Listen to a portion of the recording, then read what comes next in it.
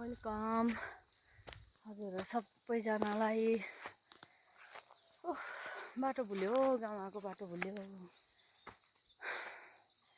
गाह्रो छ मलाई। मैले बाटो बल्ल बल्ल बल्ल भेटाएँ।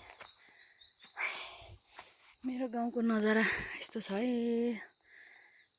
मकै गडिसकेको रहेछ, पातलो घर छ, यस्तो छ।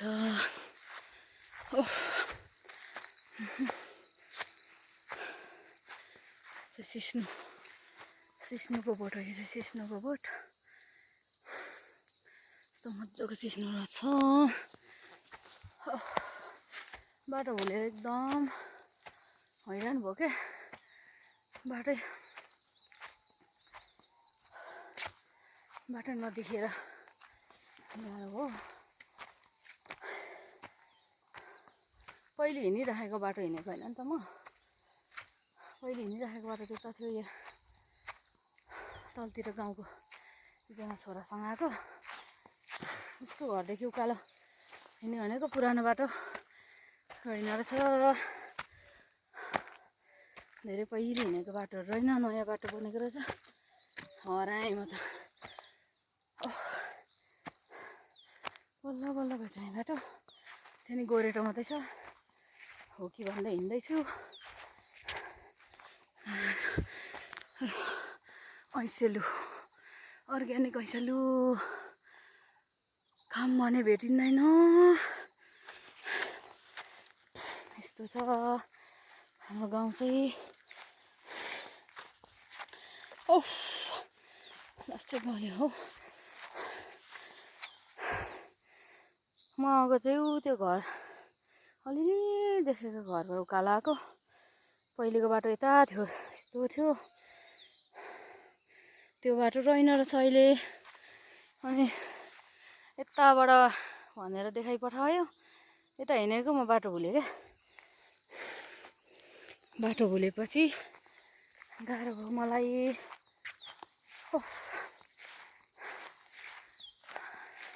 गाउँघरको पनि भिडियो लिउँ न त भनेर भिडियो लिएको मैले। यस्तो गाह्रो भयो। यहाँ परतिर चाहिँ ऐसेलु रहेछ। म ऐसेलु खान्छु है त। ऐसेलु खाएको भिडियो लिन्छु म।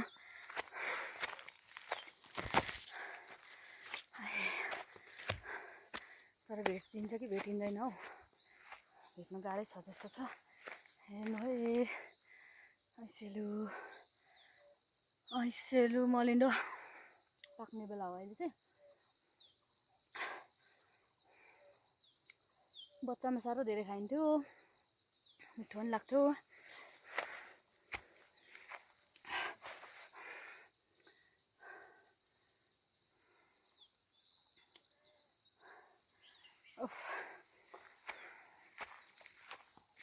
कति धेरै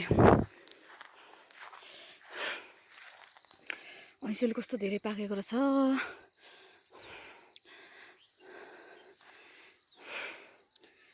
हजुरहरूकोतिर के भन्छ? हाम्रो चाहिँ ऐसेलु भन्छ। हेर्नु त बोटै भरि रहेछ क्या, कति धेरै रहेछ। तर गलेर कस्तो खाउँ जस्तो लागेन क्या।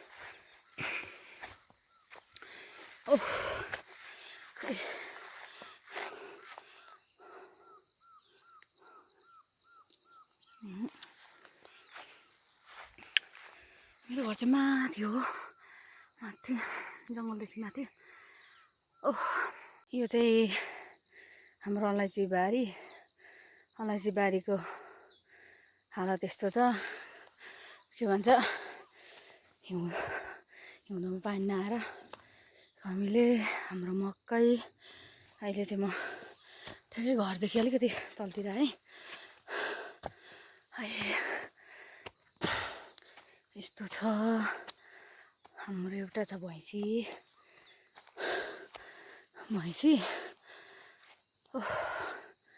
त्यो चाहिँ हाम्रो घर।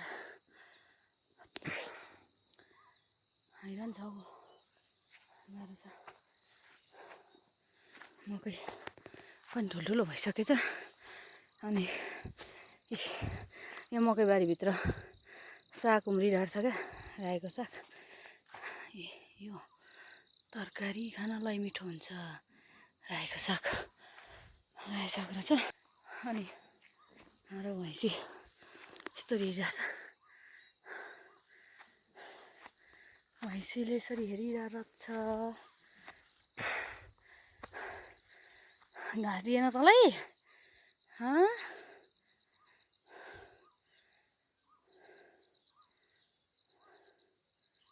यसरी बसिरहेको छ भैँसी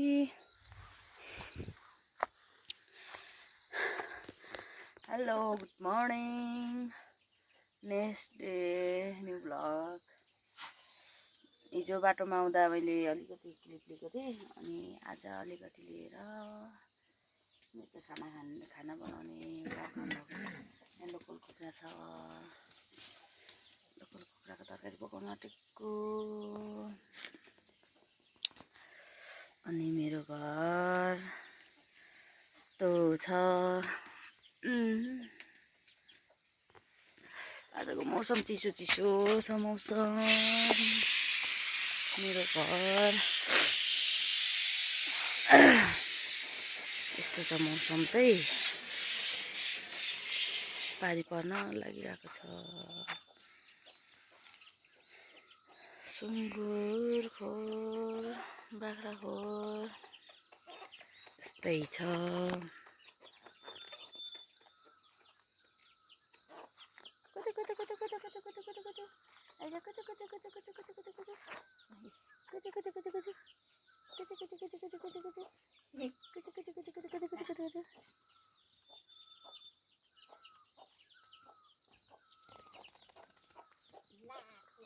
ओइ छुचा लु चल छोड भयो मेरो बाबाको पेसा रहेछ डोको बुन्ने पेसा छ मम्मीले पनि सहयोग गर्दै हुन्छ डोको बुन्ने पेसा हो हाम्रो घर चाहिँ यस्तो मात्रै छ है सानो घर छ यस्तो छ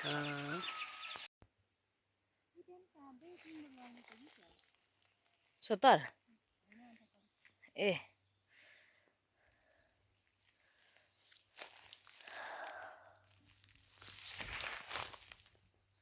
यो चिप्ले कति ठुल्ठुलो आम्माम यो आलुको चानासँग पकाएर खाँदा त मिठो हुन्छ यो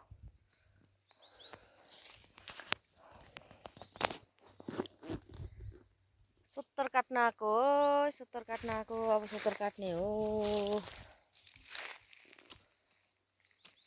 गाह्रो छ अस्तितिर ड्याम्मै देखिन्थ्यो नि अहिले यता चाहिँ अलिक हेर्छु नि मैले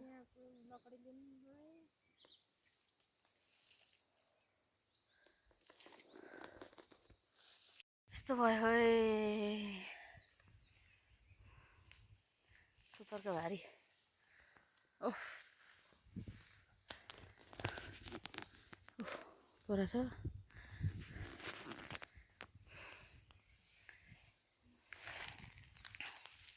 यस्तो गर्मी भएन